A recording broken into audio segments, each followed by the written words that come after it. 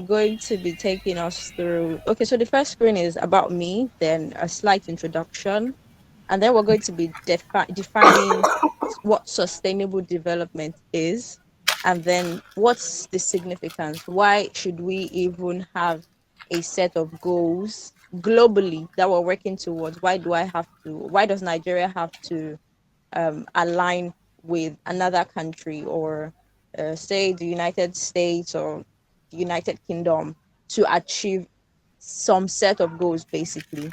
And then we're going to be talking about how to take action as individuals. So, yes, I think Kudirat already sort of did justice to this.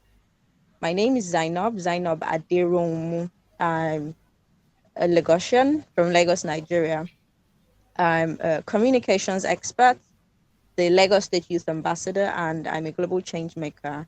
So when I mean I'm the Lagos State Youth Ambassador, it means I currently lead a team of young people across Lagos, and our business is basically to identify problems in our communities, immediate environment, and prefer solutions to them. So we've done work in terms of drug abuse. We have worked with school children. We have done stuff on gender equality, especially in terms of gender-based violence, and of course climate change. So yeah, so I also was the representative for the Sustainable Development Solutions Network Lagos, where we worked on climate change as a team. So that's like a very short overview of who I am. Now, so let's just get into it, basically, because I've really been dying to get to this part of the presentation. So let's start with this story of a family, of a father and three brothers. Their father had this. Okay, so I don't want to say three brothers. I really try to not say three brothers. So let's just call them three siblings. There's no gender there. Their father had vast lands, and then he bestowed this lands on his children. Let's say they are called Sowo, Sode, and Alari. Very uncommon names. You don't have to remember them. So Sowo, Sode, and Alari. And then these siblings decided that they are going to split their land into three equal parts, and then they're going to live their lives independently, right? But two of them had some kind of close relationship. That was Sowo and Sode. So they had this really close relationship, and then they decided to, take decisions together and live their lives together, basically. And so they decided to become, I would call them realtors. Of course, then, because it's like a really old story, then they probably were not called realtors, but they decided to sell the lands they have for a living. So sell these lands and then make money from it, and then use that for their sustenance. And so they began to sell their lands for profit and use it for sustenance, basically. Alari, on the other hand, decided to retain ownership of his land and turn his own family, children and all of his members of his family, into workers working on this land as a farm. So he sort of turned his part of his land into farm land to produce food. And by that time, at that time, it was him being the poor sibling, and then the other two were sort of like rich because they had money. They could just easily sell some parts of their land, and then they were considered rich, basically. But when it was harvesting period, it was like so they had to buy food from Alari. So it was like he was the producer, he was the supplier of their food, and they could afford it because they had the money. But at that time, what Alari was doing, was that he was using that money to build parts of his land. So bit by bit, it started from a barn to structures, and then finally he had a full house. However, say 10 years down the line, because so and so that they had been flaunting their riches, they had been wasteful, basically. Let's call it wasteful. So 10 years down the line, they already exhausted their estates and their money. So they were stranded, basically. Alari, on the other hand, who was the poor person, the poor man a few years ago, still had his estate intact. He had farmlands and farm produce, of course, but most importantly, he had um, a structure. He had structures that he could also still make extra income from by renting them out. So he literally became the uh, so his siblings became dependent on him, basically. So they had to work for him. Remember, they were once upon a time kings, but now they had exhausted all the resources they had, and now they had to become dependent on him. So they had to work for him and also pay him rent. And this trend continued. It started with them, but also continued with his children, and then generations after them, and generations after them. All of them became dependent on the estate that Alari had built. And I'm sure all of you would wonder, okay, so what's the connection between three landowners and the SDGs? Why are we talking about having lands, and what's the connection between sustainable development? So the thing is, for me, the father in that story, because I am a believer, apologies to any person who's not, because I'm a believer, I feel like that is God, in the sense that he gave us lands, earth, for our sustenance, and all of the resources that we have in it. So life on land, life below water, the ocean, all of the resources that we have was gifted to us. But unfortunately for humanity, we have been acting for a very long time like Sowo and Sodem. And we've just been spending and not building or not optimizing for the future, unlike Alari, who had actually been doing that. So now the thing is, we need, I would say we needed, because at the time the SDGs were adopted, we needed, because it's like a long time ago. So we needed a mindset shift. We needed to begin to do things in a different manner. And that was why the United Nations adopted a set of objectives that they initially called the MDGs. So it was like Millennium Development Goals, not Sustainable Development Goals. And I think this was in, let me just confirm the date. I wrote it down somewhere. Yeah, I think it was in about 1987. Please correct me if I'm wrong. I wrote it down. I'm not particularly sure this date I wrote down is correct. But it was formerly the Millennium Development Goals. And they were just 8 instead of 17 that we have now. But because it was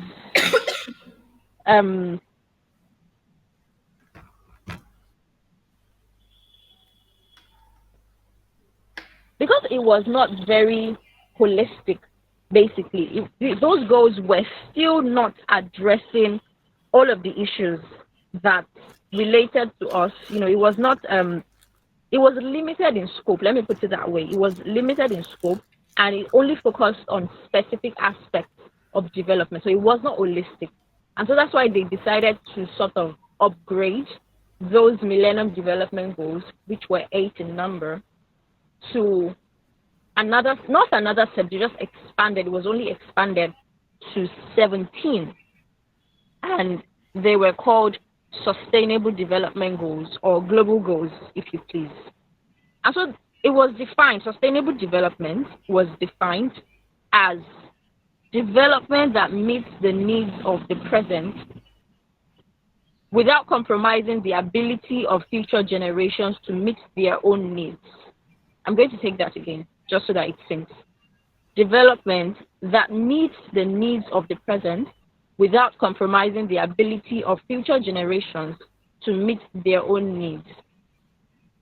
And so it's like we need to take decisions, we need to take action and utilize the resources that we have in such a way that it would not, it will meet our own needs, but it also would not um, incapacitate future generations to come, basically. And that's why when I think of the story of these three siblings, it's like two of them were just flaunting, wasting, using as it was because it was in abundance at the time that they were alive, without thinking of years to come or generations to come, basically.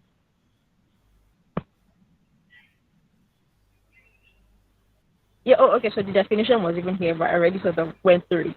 So sustainable development was adopted in 1987, yes, and it's development that meets the needs of the present without compromising the ability of future generations to meet their own needs. Now let's just go straight into the 17 sustainable development goals. And so the idea of these goals is to have a world of shared prosperity where everybody literally can lead productive lives on a healthy planet. Now imagine if those three siblings, Showo, Sode, and Alari, had combined all three estates. So they had combined their lands and then assigned responsibility to each one of them. So for example, Alari was already like the farmer guy. Imagine if Showo became the, I don't know, water guy. And then the third person was something else. And then they all just collaborated to ensure that their land prospered and they had enough resources to go around for everybody. At first, they probably would have to build, because yes, they would have to build. But when they begin to reap the rewards of what they had built, it would be shared. So shared prosperity, basically. That's if they had thought of that, but they didn't. And that's why we just have to. So the global goals are usually termed a new way of doing stuff, a new way of doing development, a new way of thinking, basically. And they are 17 in number. You can see them. So the first one is no poverty. And this is like ending poverty in all its forms, ensuring equal rights to economic resources, and then implementing social protection systems, providing income support, creating job opportunities, and of course promoting social inclusion. And then the second goal is like achieving food security, ending hunger, supporting small-scale farmers, improving food distribution, and reducing food waste, which is really important. We have limited resources, and we have to find a way to make sure that it still goes round to everybody in such a way that I'm trying to look for another word that's not shared prosperity, but that's like the only thing that's coming to mind. So shared prosperity, basically, where everybody can literally lead productive lives. And then I feel like this third goal, that's good health and well-being, would definitely resonate with you because, doctors basically in this room. So this is reducing maternal mortality, it's not limited to it, but this is like what the objective, the targets from the United Nations are. So reducing maternal mortality, ending preventable death of newborns and children, combating major diseases, and especially expanding healthcare access. This is very important. Even in a state like Lagos, Nigeria, I don't know where everybody else is from. Okay, so let's do like a quick exercise. I wish I could just go back to the screen where I can see you, but I can't see you now. But I need everybody to put in where they are from, like where you are right now in the chat box, so that we connect. So I don't just keep saying Lagos, Nigeria. I can also use other examples of where you're from, basically. So please let's do that very quickly. Let me just check. Yes. Okay, yeah, this is it. Okay, so please just put in. Okay, I can see Tanzania. I can see Ethiopia, Nairobi, Kenya. I can see Katsina, this is still Nigeria. I can see Gombe State, Ilori, Nigeria. Where else? I can see Oyo State, Dar es Salaam, Tanzania. So Cameroon, amazing, really amazing. We have so many different people from different places on this call. And it just means that you can testify to the fact that there needs to be expanded healthcare access across the world. There are places in Lagos where you would wonder, because Lagos is a city, a major city in Nigeria. And then because of privilege, some people, some of us are privileged that we have access to healthcare, we have good education, we have everything we need. Even if you can't afford a car, you can just Uber your way around. But if you really pay attention, you'd realize that some people can't easily access these things that we can. And, well, there's no shared prosperity when I can and the other person cannot, right? So it just means that we need to do stuff. We need to take action that increases or expands healthcare access. And then, of course, improving sanitation, promoting health education. That's like some of the targets for good health and well-being. Then quality education cannot be overemphasized, right? Because education is just, for me, education is, I don't want to say everything, but it's like the foundation of everything. So imagine if the education that is being taught in schools across societies around us is not quality, then we just know that we are shooting ourselves in the foot. We are going to be crippling our own development, because those children will definitely grow up to be the takers of decisions in future. And if their education was faulty, then they will take faulty decisions, basically. So ensuring access to quality early childhood development, primary and secondary education, investing in educational infrastructure, very important, training teachers, and of course, promoting literacy. That's on quality education. Then SDG 5, which is where I thrive. Yeah, SDG 5 and one other SDG. When I get there, I'll let you know. But SDG 5, gender equality. So achieving gender equality and empowering women and girls. So I basically believe that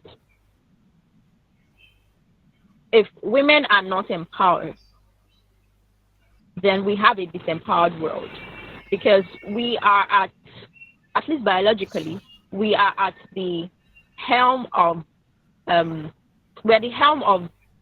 procreation, and I want to put this, I don't want to put this in a sensitive way that it doesn't offend anybody, right? So, but we are really biologically at the helm of procreation, and also just raising the next generation. Of course, we have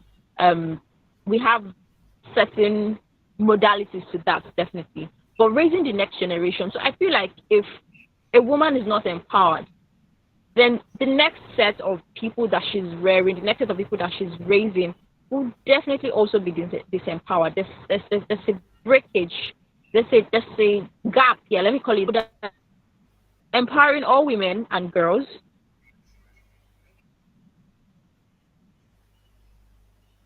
ending all forms of discrimination against women and girls, eliminating harmful practices like what's this harmful practice again that's so popular? I think I forgot a minute. Gender-based violence, and okay, I can't particularly remember and I'm trying to. But of course, promoting equal opportunities, ensuring access to education, which is very important, and empowering women in leadership roles. This cannot be overflogged, honestly. But that's on gender equality. Now, if we move to clean water and sanitation, that's SDG 6. That's where we talk about access to safe and affordable drinking water and improving sanitation, including water conservation, wastewater treatment, and, ensuring equitable water access.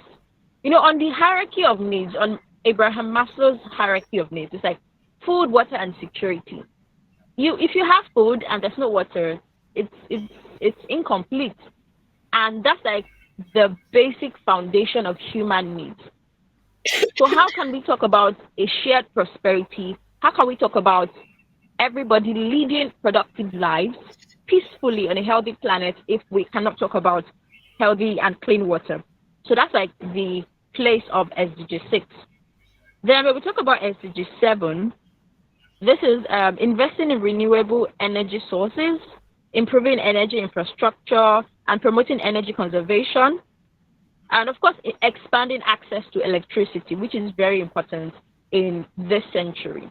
So that's for SDG 7. When we talk about SDG 8, we talk about productive employment for, I wanted to say young people, but of course for all people, promoting entrepreneurship, ensuring decent work conditions, and just decent work, sustainable economic growth for everybody. That's the part of decent work and economic growth. So that's why you talk about combating unemployment. That's why you talk about work conditions for employees and all of those things. Now, if we talk about SDG 9, then we talk about upgrading infrastructure, increasing access to technology, which is extremely important. Again, I'm going to use Lagos, Nigeria. So Lagos is a place where we know as, the hub, the economic capital of Nigeria. So it's like if you live in Lagos, you would feel like, oh, everybody has access to internet, but that is not true. It's like if you go to farther places, and this happened to a number of my friends who had to travel for their 1 year service. It's like you have to do a compulsory 1 year service if you're a Nigerian after school. So if you when they traveled to other states, we could not reach them because there was limited internet access. And I don't think that is something. If we're talking about a developed world, if we're talking about a place where everybody can enjoy shared prosperity once again, then improving access to technology and internet is very important. So that's on SDG 9. Yeah. Yes, that's on SDG 9, industry, innovation, and infrastructure. Then SDG 10, we talk about reducing inequality. Could you, please, can you let me know when time is like fast spent? Just let me know how many more minutes I have left so that I don't overuse the time, please. I'm trying to be conscious. Then SDG 11, Right. we talk about sustainable cities and communities. Okay, you can just put it in the chat. I'll check it. Is that fine? Yes, yes. Oh, okay. Yeah, so SDG 11, I believe.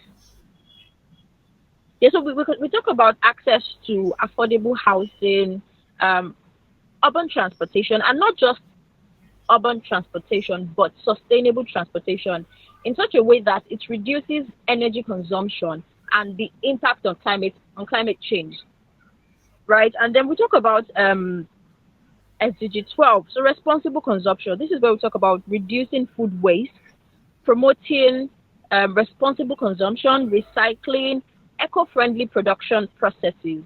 And the thing is, when we look at responsible consumption and production, and we begin to adopt eco-friendly production processes, it sort of trickles down. So it's like all of these goals are intertwined, such that when you achieve one or when you're working in one, it is possible that you are also trying to achieve another. Right. So for example, if you're doing something in terms of eco-friendly production processes, then you are also already doing something in terms of climate action. So that's how it works. And then SDG 13, yeah, my next favorite SDG. That's climate action.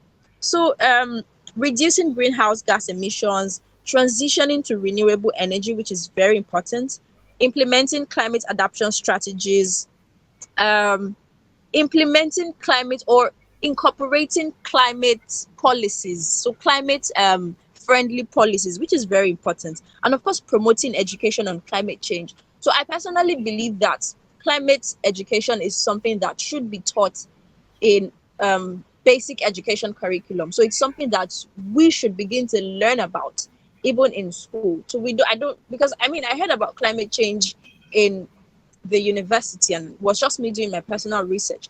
I don't think that should be something that everybody has to experience. It should be foundational.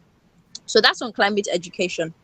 When we talk about life below water, this is still some sort of intertwined with climate, but of course it's a separate SDG. So we talk about conserving marine ecosystems, reducing marine pollution, because according to the United Nations, by 2027, we literally may have more plastic in the ocean. What will we be eating? Who's this? Hello, please. Can you still hear me? Can everybody still hear me? Oh, yes. Oh, okay. Not well. Yeah. So I think I got a Yes, we call. can hear you. All right. Great. Great. So let me just sort of rush through. I'm already done. So we have life below water, SDG 14, life on land, which is also very important because the thing is when every species is very important to the existence of other species. So you might not really realize it, but with more species getting extinct, it exposes all of us basically to more harm because we sort of codepend on each other. So if we have more species getting extinct, then it means it's only a matter of time. And this is how I like to think about it, right? It's only a matter of time before extinction comes for us humans, unless we want to say move to another planet or something. But that's like the importance of life on land. So this is where we talk about halting deforestation, land restoration, and of course wildlife conservation. Then when we talk about SDG 16, we think in terms of strengthening governance, reducing violence and corruption, promoting the rule of law, and fostering peaceful conflict resolution because conflict would always definitely be in existence. But then how do we resolve it? That's where the question lies. Then SDG 17. So this is SDG is for you who is really passionate about everything. So you really, really want to ensure gender equality. Nobody should be hungry. Why is there even poverty in the world? I mean, why should there be plastics in the ocean rather than fish? So you really cannot just close your eyes, not close your eyes, but you are so passionate about everything that you just believe that you have to act in terms of everything.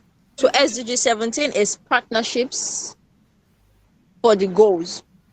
And this is in terms of enhancing global cooperation, mobilizing the resources that are available to you for the achievement of other goals. So you're not particularly focusing on, say, SDG 1. You like to do a lot of things, you like to do everything. So you could just say, okay, I am advancing SDG 17, and that's partnership for the goals. Okay, so let's move to why SDGs are really important in the first sense. So the thing is,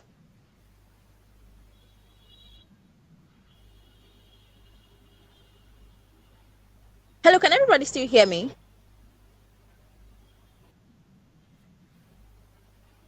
Yes, yes, you You can went hear you. you went off Yes, we for a can while. still hear you. Okay. Okay, okay, great. So I thought I went off a bit because somebody's trying to reach me. I'm not sure why, but I'll definitely check later. So the SDGs are very important because it's like everybody is come, not everybody, of course, the United Nations, the countries that belong to the United Nations, but of course it should be everybody. So everybody's coming together to say we want to create a better and sustainable future. So it's like the three siblings from the story, Sowo, Sode, and Alari coming together and saying, you know what, let's just put our estates together. Let's build a vast empire that serves people, our children, people who come to visit, or people who just come to settle. Just like a better and a more sustainable future. They are addressing poverty. So it's like these three siblings again saying, you know what, no, none of us should be poor at the end of the day. With all of these rich resources that we have the ocean, we have mineral resources. We have so much in the world. None of us definitely should experience poverty, inequality, or even environmental degradation. So that's what the SDGs are doing. So the first thing is it's like a leave no one behind principle. There's one of the core principles rather is to leave no one behind. So it's like it has to be a global development. So we have to really, really collaborate. And that's why I would say another core principle of the SDGs is collaboration. So you really cannot do it alone, right? You cannot achieve whatever it is you're trying to achieve alone. And that's the point, that's the place of collaboration. That's the place of reaching out to the next person and saying, hey, I'm doing this stuff. How can we put resources together and make sure that it happens? So that's the first significance. Leave no one behind. And then another one, if you remember clearly, I talked about MDGs, and those were the Millennium Development Goals. They were just 8 in number. But those goals were not holistic. So they just still focused on, poverty, reduced inequality, and poverty and reduced inequality. I can't remember the last part now, but it was not holistic, right? So we needed a comprehensive and holistic approach to eradicating poverty and just addressing all of the challenges that we face as humans. And that's why the SDGs are really significant, because they're comprehensive and they sort of have a holistic approach. So it's like there are 17. So if I'm working in SDG 1, I'm worried, but I'm not really worried because I know that there's a second SDG that's addressing this other problem, and there are people working in this other problem. So it's like we can reach our goals faster. We can reach a sustainable future faster with all of these SDGs together. Then the third significance is that it is universal. So it's not just one country or the global south or the global north. It's like everybody together trying to reach these goals, trying to reach that level of development. It's like a shared responsibility that transcends borders and it transcends boundaries. So it's universal. So it's universality. And then it's a long-term vision. So the MDGs had a 1987 to 2000. I'm not sure if it was from 1987, but it was around that time, maybe 1990 something to 2015. Anyways, the deadline was 2015. So it was like a long-term thing. But then afterwards, they evaluated, they measured what the achievements were and how much had been done and how much still needed to be done. And they said, okay, this is what we've done, but this is what we still need to do. And that's what gave birth to the SDGs. And so the SDGs have a 2030 deadline, so to say. So it's like a long-term thing. We didn't just wake up and say, oh, we have to. It is strategic. I would call it strategic planning, because strategic planning literally is traveling into the future and saying, this is the future I envision, and this is how long it would take me to get there, and then begin to build from now towards that future. So it's like a long-term vision. So by 2030, and of course, a lot of people would argue that we've had events in the past that have literally drawn us back, or that we have lost some progress but that's like a topic for another day, not today. But by 2030, it's like this is the mark that we set for ourselves. We're going to have to evaluate, we're going to have to measure and say and determine how much we've gone, or how far we've gone, or how much of our goals we've achieved. So it's like a long-term thing, basically. So before I go into how we can actually take action, I sort of wanted to just talk about the pillars. I didn't put it in the slides, but it's also very important. So the pillars of sustainable development, there are 5 pillars, and they are called the 5 Ps. So it's like people, prosperity, planet, partnership, and peace. So these pillars span the entire SDGs, the 17 SDGs. So the first is people. So we really need to ensure that everybody is able to lead a productive life. no poverty, no hunger in all its forms and dimensions. And then humans are able to fulfill their potential in dignity, equality, in a healthy and safe environment. So that's the overview of what the people pillar is about. And then the planets, of course, sustainable consumption and production, managing our natural resources in such a way that it can still support the needs of future generations. So sustainable development, basically. And then, of course, climate change. That's planet. Then prosperity. So everybody should be able to lead fulfilling lives, economically, socially, um, technological progress, and of course in harmony with nature. So that's prosperity. And then when we talk about peace, we're talking about inclusive societies, free of fear and violence. And so really without peace, because that's like the base of our needs in the hierarchy of needs, security. So without peace, we can't begin to think of, say, climate change, for example, if we are not settled as humans. So peace is very important. And of course, partnerships. I think I mentioned this earlier, where I talked about it. It's also a principle, a core principle of the SDGs. So partnerships, um, just working together, basically collaborating and ensuring that we are working as an entity towards these goals. So that's people, planet, prosperity, peace, and partnerships. So these pillars span the SDGs, and so you can literally pick, say, SDG 1 would fall under people because that's no poverty. SDG 2 would also fall under people. So that's like the idea behind the pillars, right? But now, how can we take action? Which is like very important. The first thing when we think about the SDGs and how we can connect, I would say, is first of all, educate yourself. And when I mean educate yourself, ask yourself what are the SDGs? And I think this this session sort of already plugs into the first thing. So we are here to learn about the SDGs, and that's like the first thing. So education and awareness. What are the problems around you? So you look around you, you see that there is no access to healthcare. That's a problem. There is no so quality education, the education in schools around you is not quality, so to speak. That's another problem. So what are the problems around you, basically? For me, one problem that we battle with here is drug abuse, and so I feel that would fall under I'm trying to see where that would fall.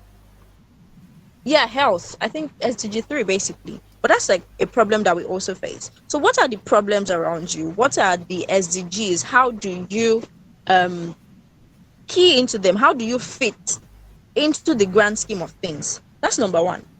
Then number two would be identify what speaks to you or what makes you mad.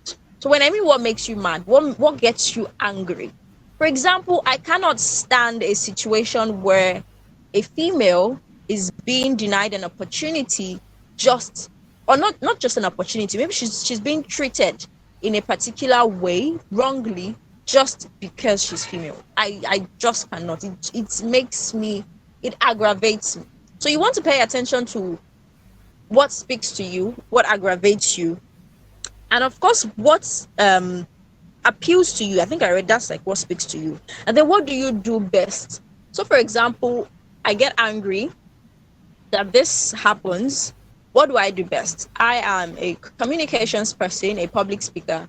So I talk about it, I advocate for it, I speak about it, I speak to people, I volunteer with organizations who do stuff in this regard, and then I try to just move myself closer to my strength in terms of speaking and advocating. So you have to identify your talent, and that's why I put it here. Identify your talent. What do you do? What can you do basically to make this better?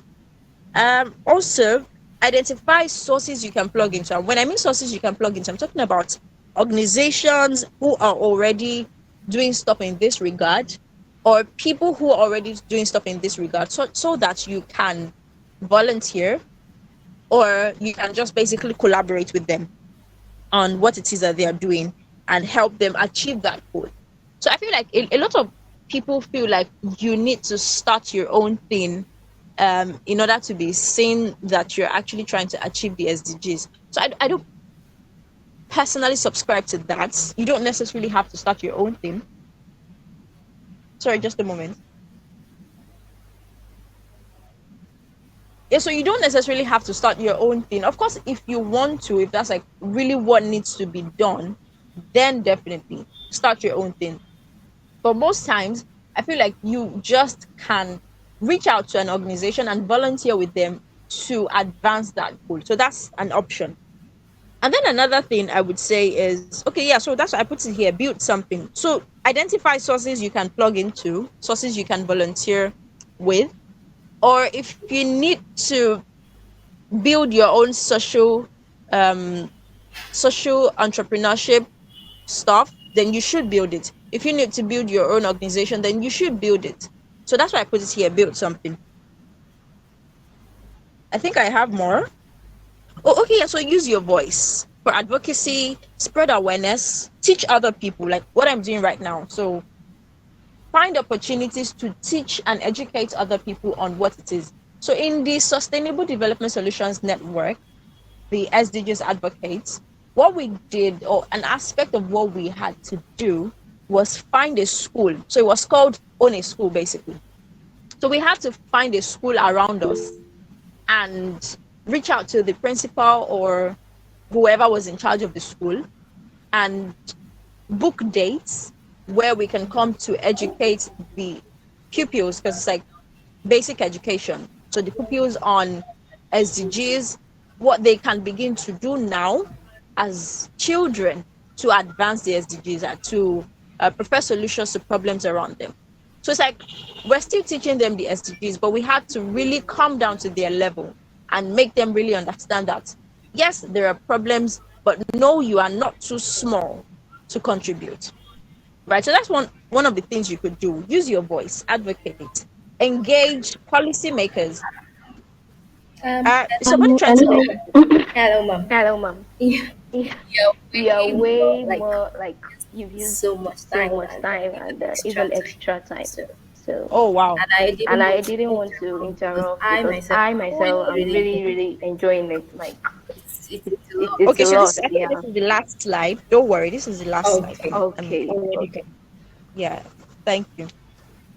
So yeah, use your voice, advocate, engage policymakers. So one of the things I do, or I did, I would say do, as a Lagos State Youth Ambassador is, represent young people at meetings where we have to contribute to policy documents such that they can um such that they can put these things into policies that can be implemented. And I remember clearly at this policy meeting where we're trying to rewrite the Lagos State Youth Policy, I vehemently insisted that they had to include climate change as a separate pillar. So we had to actually separate climate change and do stuff on climate change separately. So that's like one of the things you can also do. Engage policymakers. Um, Lead by example. So every single thing. So for example, I don't litter. So you would find that you would think that, oh, that's really small. Littering, I mean, well, how does that have an impact? It does, because when we begin to think of the numbers, imagine if we have over 600 people litter the floor every day with plastic bottles. That's like 600 times 7 weeks a day. Do the math. So of course, lead by example. And of course, I think I already talked about volunteering. And when I talk about acting globally, so it's like identifying those problems, or let me put it this way, um, celebrating or commemorating those United Nations days locally. So you are doing your stuff back home in your environment, but it is plugged to global action. Right. So you would feel like, oh, but this is just me here. No, it's not just you. This is something that is being replicated across nations all over the globe.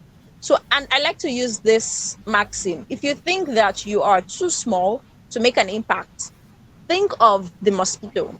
The mosquito is like really small, but the impact it makes is huge. So you are not too small, basically. I think that's the end. Yes. So thank you so much.